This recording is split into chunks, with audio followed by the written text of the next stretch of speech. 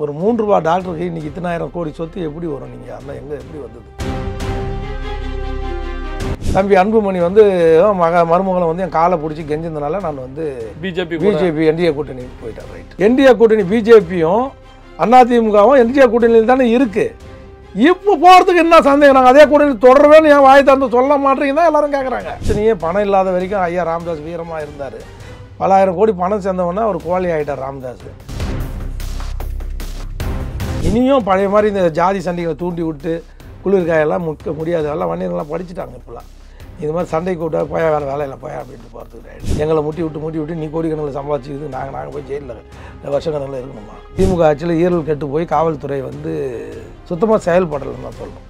எங்கே பார்த்தாலும் கஞ்சா, எங்கே பார்த்தாலும் கள்ளச்சாராயம், சாவு இதெல்லாம் நடக்குதுன்னா என்னென்னா, முதலமைச்சர் அம்மா ஜெயலலிதாவுக்கு இருந்த பயம் வந்து ஐயா முதலமைச்சர்கிட்ட தளபதி ஸ்டாலின்கிட்ட இல்லை. ராஜீவ் காந்தி, இந்திரா காந்தி மிரட்டினவர் யார்? ஐயா வைகோபால் சார். அவரை போய் எடுத்துட்டு அந்த இடத்துக்கு போய் ஒரு ஒன்றுமே தெரியாத ஒரு கூத்தாடி சினிமாக்காரனை எடுத்து போய் அங்கே உட்கார வேண்டிய வேலை. அதில் ஒரு கணக்கு கூட புரியாமல் இருக்கார்.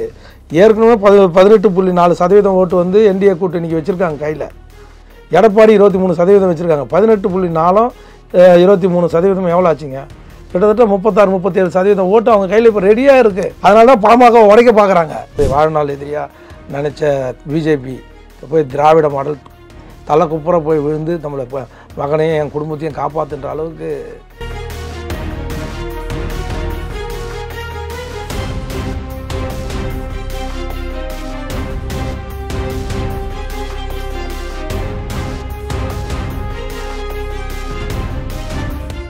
ரியல் ஒன் நண்பர்கள் உறவுகளுக்கு வணக்கம். பல்வேறு முக்கியமான தகவல்களை நம்முடைய உறவுகளுடன் பகிர்ந்து கொள்ள இணைந்திருப்பவர் அதிமுகவுடைய முன்னாள் நிர்வாகி ஆவின் வைத்தியநாதன் அவர்கள். வணக்கம் சார்.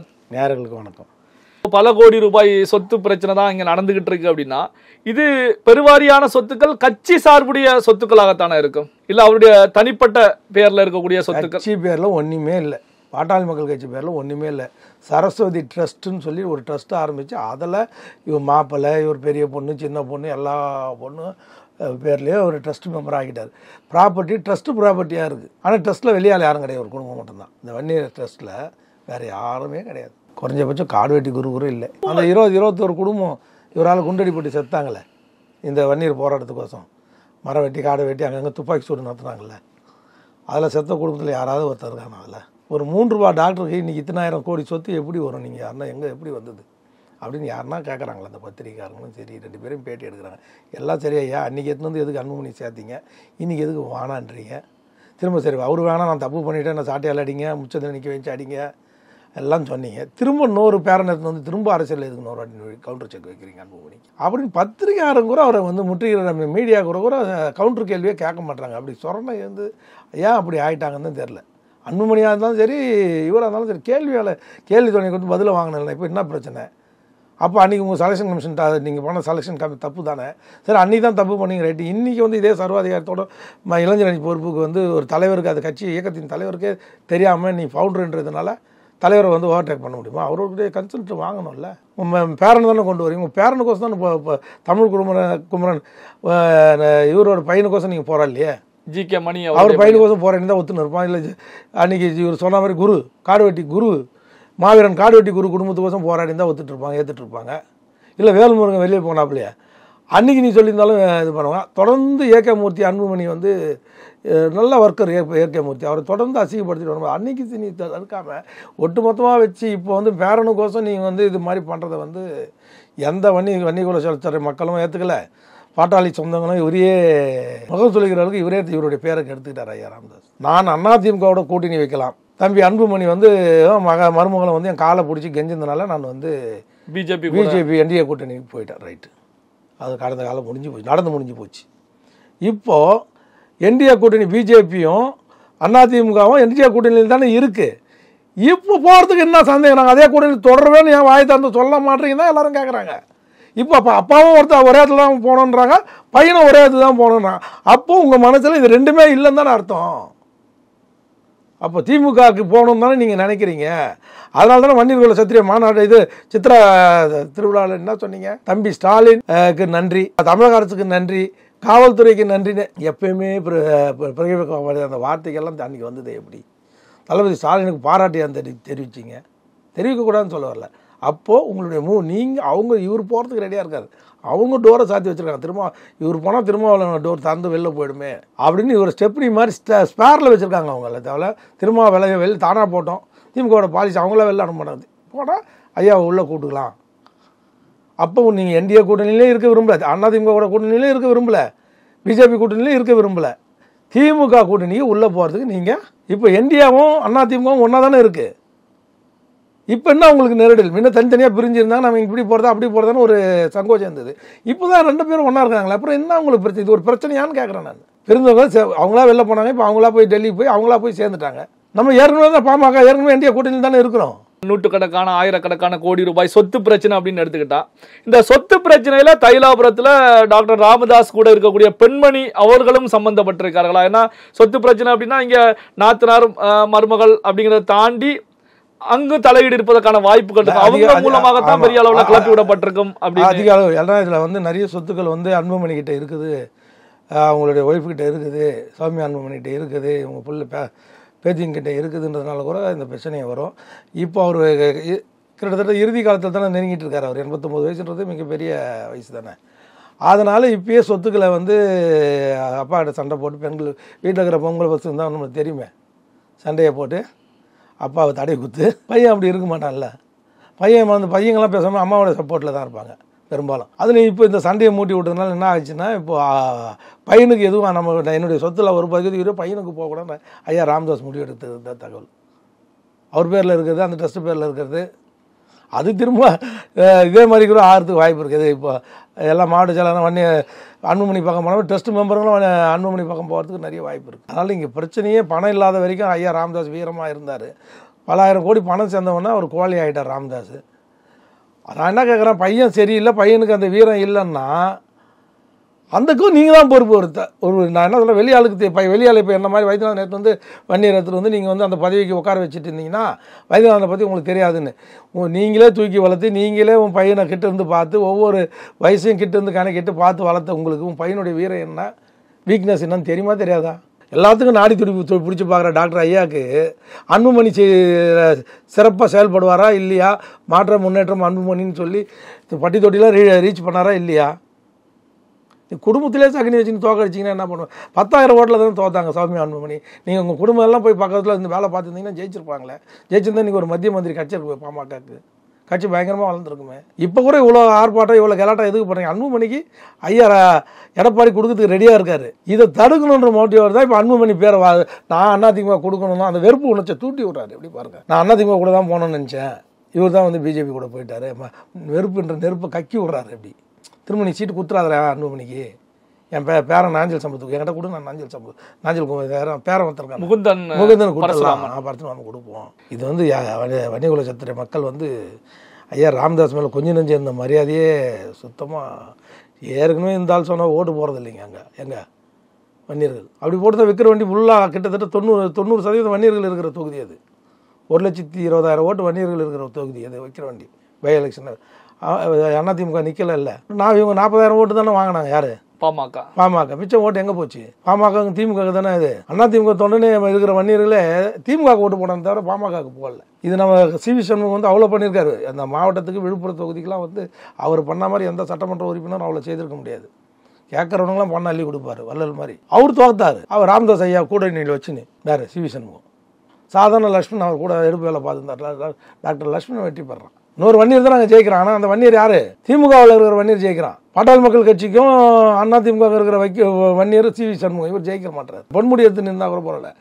நின்னது ஒரு சாதாரண கேண்டிடேட்டுங்க லக்ஷ்மணன். அதிமுகலேருந்து 2 மாதத்துக்கு முன்னாடி தான் திமுகவுக்கு போனப்பல. இனியும் பழைய மாதிரி இந்த ஜாதி சண்டைகளை தூண்டி விட்டு குளிர்காயெல்லாம் முக்க முடியாது. எல்லாம் வன்னியர்கள்லாம் படிச்சுட்டாங்க. இப்போலாம் இது மாதிரி சண்டை கூட்ட போயா வேலையில் போயா அப்படின்ட்டு போகிறதுக்கு ஆகிடும். எங்களை முட்டி விட்டு நீ கோடிக்கணக்கில் சம்பாதிச்சுக்கிது நாங்கள் போய் ஜெயிலில் வருஷக்கணக்கில் இருக்கணுமா அப்படின்னு மிக தெளிவாயிட்டாங்க. இது அன்புமணியும் உணர்ந்து தான் சொல்கிறார். எப்பா போவோம், யாரும் 9 போகாதீங்க ஐயா, டாக்டர் ராமதாஸ் கிட்ட கூட போகாதீங்க, அந்த குரூப்புக்கிட்ட கூட சண்டை போடாதீங்க, அமைதியாக நம்ம வேலையை பாருங்கள், ஜெயிக்கிறதுக்கு என்ன வழி அதை பாருங்கள், கார்டு கொடுக்குறாரு, அது கூட கோல்டன் கார்டு கொடுக்குறாரு, இதை ஃபில்அப் பண்ணி அனுப்புங்க அப்படின்னு அவர் ஹைடெக் ஸ்டைலில் போயிட்டுருக்காருன்னு வச்சுக்கோங்க. இதுக்கு முட்டுக்கடியாக ஜிகே மணி தான் இருக்கார். என்னை பொறுத்த வரைக்கும் ஐயா ராமதாஸுக்கும் அன்புமணிக்கும் ஒரே ஒரு வேண்டுகோள் தான் சொல்கிறேன். அந்த மாதிரி விஷப்பாம்புகளை ஜிகே மணி மாதிரி விஷப்பாம்புகளை இந்த கட்சி இயக்கத்தை விட்டு வெளில தூக்கி போகணுன்றது தான் என்னுடைய வேண்டுகோள். ஏன்னா இவங்க வந்து இவ்வளவு மோசமாக நடந்துக்க கூடாது. திமுக வந்து டே பை டே 33%, 35% ஓட்டு வந்து குறைச்சிட்டே வருது. போன வாட்டியே நாடாளுமன்ற தேர்தலில் 7% ஓட்டு குறைச்சிருக்கு. இப்போ தாவேக்காக கட்சி ரிஜிஸ்டர் பண்ணி இப்போ உள்ளே வரும்போது இன்னும் பெரும்பான்மை ஓட்டுகள் குறையும். எதனால் குறையுதுன்னு திமுகவும் நியூட்ரல் பப்ளிக் கிட்ட கேட்கணும். ஏன் குறையுது, நம்ம இவ்வளோ நல்லது பண்ணுறோம், இவ்வளோ பண்ணுறோம், அப்போ ஏன் குறையுதுன்னா இந்த மாதிரி போக்குவரத்து காவல்துறை பிரிவு அது ஒரு முக்கிய காரணம் சென்னையில் ஓட்டு குறையிறதுக்கு. காவல்துறை சுத்தமாக ஈரல் கலைஞரையா சொல்லுவார், ஈரல் கெட்டு போச்சுன்னு அவர் லாங்குவேஜில் சொன்னால் சுத்தமாக இந்த திமுக ஆட்சியில் ஈரல் கெட்டு போய் காவல்துறை வந்து சுத்தமாக செயல்படலைன்னு தான் சொல்லணும். எங்கே பார்த்தாலும் கஞ்சா, எங்கே பார்த்தாலும் கள்ளச்சாராயம், சாவு, இதெல்லாம் நடக்குதுன்னா என்னென்னா முதலமைச்சர் மேலே அம்மா ஜெயலலிதாவுக்கு இருந்த பயம் வந்து ஐயா முதலமைச்சர்கிட்ட தளபதி ஸ்டாலின்கிட்ட இல்லை. அந்த நிர்வாகத்திறன் வந்து பத்த மாட்டுது. முழுக்க ஐயா ஸ்டாலின் இந்த நிர்வாகத்தை பண்ணலை. அவர் மாப்பிள்ளைகிட்டையும் பிள்ளைகிட்டையும் கொடுத்து நிர்வாகத்தை பார்க்க சொன்னால் அவர் வந்து இந்த ரித்தீஷ் மாதிரி ஆளுங்களை வச்சுக்கின்னு அந்த சினிமாக்காரங்களை வச்சுக்கின்னு அதுக்கு ஒரே ஒரு உதாரணம், கமலஹாசனுடைய தகுதி என்ன, ஐயா வைகோபால் சாமியோட பார்லிமெண்ட் பெஸ்ட்டு பார்லிமெண்ட்டு அப்பயே சொன்னார். யார்கிட்ட ஒரு இஷ்யூவில் வந்து ராஜீவ்காந்தி பதில் சொல்லிட்டு போனீங்க இருந்தார் யார் பார்லிமெண்ட்டத்தில் இலங்கை இஷ்யூவில். அது மாதிரி ராஜீவ்காந்தி இந்திரா காந்தி மிரட்டினவர் யார், ஐயா வைகோபால் சாமி.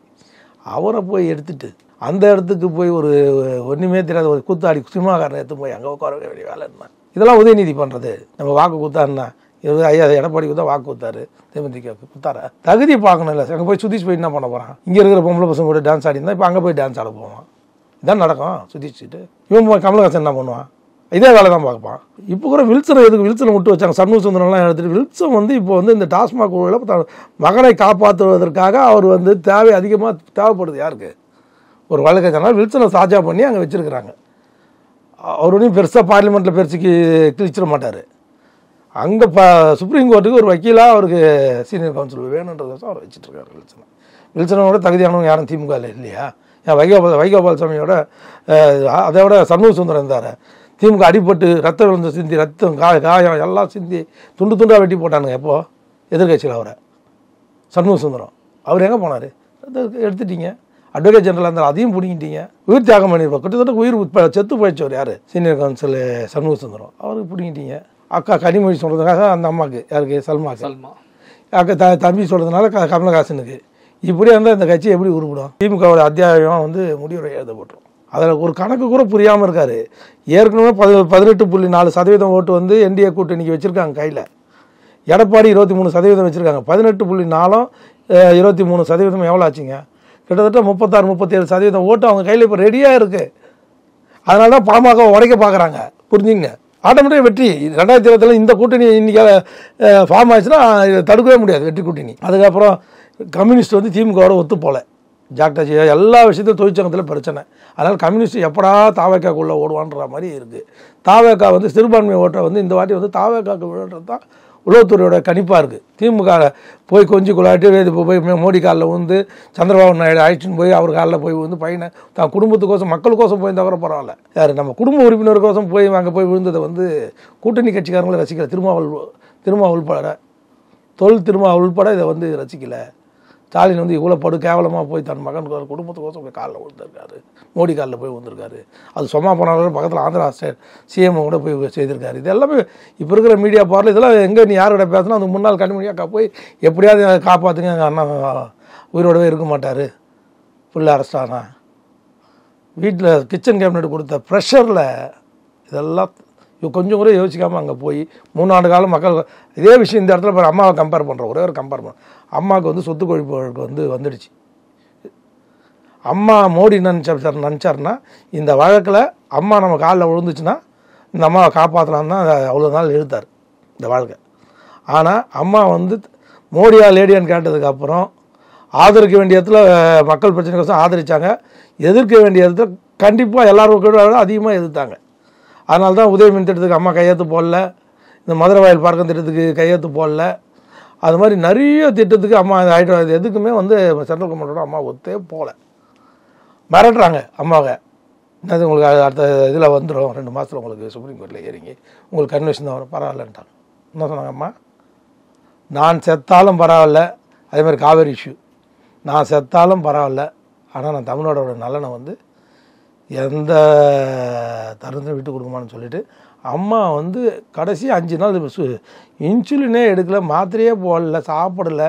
இந்த மாதிரி கேஸ் வழக்கு வரப்போகுது, உங்களுக்கு எதிராக தீர்ப்பு கொண்டு வர போகிறாங்க அப்படின்ற மாதிரி ஒரு இது வந்தவுடனே அம்மா வந்து தானாகவே சூசைட் பண்ணிக்கிற மாதிரி தான் அது ஆச்சே தவிர இயற்கையாக வந்த மரணம் இல்லை. அது அம்மாவை தேண்டி கூட மரணம். ஏன்னா தமிழ்நாட்டுனாலே என்ன ஒரு தொழிலும் கடைசி சாவது செத்தாலும் பரவாயில்ல, ஆனால் தமிழ்நாடு நான் விட்டு கொடுக்கக்கூடாது. அதனால தான் தளபதி ஸ்டாலின் அடிக்கடி சொல்லுவார், நீங்கள் ஜெயலலிதா மாதிரி இல்லை எடப்பாடின்னு. எடப்பாடியும் இப்போ சொல்கிறாரு, அன்றைக்கி எதிர்கட்சியாக இருக்கும்போது கருப்பு பலூன் விட்டீங்க, இன்றைக்கி நீங்கள் வந்து வெள்ளை பலூன் எடுத்துட்டு டெல்லிக்காக ஓடுறீங்க. இந்த ஒரு வாரம் 10 நாள் பாருங்கள், அமலாக்கத்துறை வந்து அவங்கள விட்டுருங்க, யாரை டாஸ்மாக் ஊழியரை விட்டுருங்க. இந்த ரியாஸு, இந்த கித்தீஸு இவங்களெல்லாம் பிடிக்கலாம்ல, ஜிஜிலாம் இருக்கிறாங்களா, இவனுங்கெல்லாம் விசாரிக்கிறது எந்த தடையில தானே இல்லை சொல்லியிருக்காங்க. இவனுங்களையும் பிடிக்க மாட்டுது. மொத்தத்தில் அது வந்து ஊற்றி மூடிட்டாங்க அமலாக்கத்துறை, மத்திய அரசு. இவனும் உங்களுக்கு புதுசு கிடையாது. 2018 போய் ஆதரவு கொடுத்தவங்க தானே, கொடுத்து வாஜ்பாய் கவர்மெண்ட்டை காப்பாற்றி அம்மா வந்து ஒரே நாளில் கவுத்து விட்டு 13 நாளில் கவுத்து விட்டு வந்தவங்களை இவங்க தான் முட்டு கொடுத்து காப்பாற்றி அதில் மந்திரி சபையில் இடம் வாங்கி எல்லாம் என்ஜாய்மெண்ட்டும் பண்ணவங்க தான் அவங்க. 5 வருஷம் மோடி கவர்மெண்ட்லேயும் இது வாஜ்பாய் அரசுலேயும் 10 வருஷம் காங்கிரஸ் தொடர்ந்து 15 வருஷம் மத்திய அரசில் இருந்தவங்க.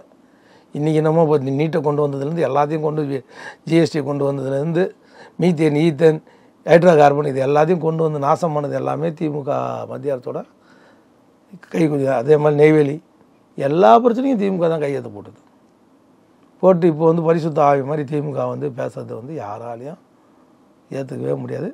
இப்போ இருக்கிற இன்னும் காலையில் நீங்கள் ஒன்று சொல்லிவிட்டு சாயந்தரம் ஒன்று சொன்னால் இப்போ இருக்கிற மீடியா போட்டு காமிப்பான். அது சோஷியல் மீடியாவில் அதையும் போட்டு காமிச்சு ஒரு கூடிய வடிவேலோட காமெடியும் அதுக்கு ஃபிக்ஸ் பண்ணி தருவான்.